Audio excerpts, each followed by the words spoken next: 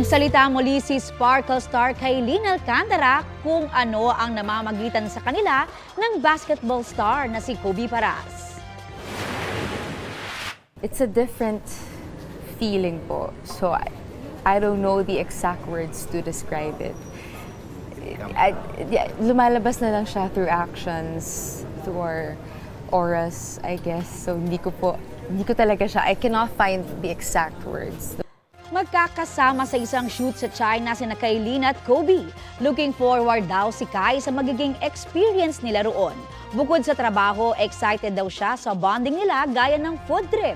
Soon, kikinang naman sa GMA Prime ang pinagbibidahang kapuso adaptation ni Kailin na Shining Inheritance. Nininervyos nga raw siya dahil ang kapuso actress lalo't balik kontrabida siya sa serye.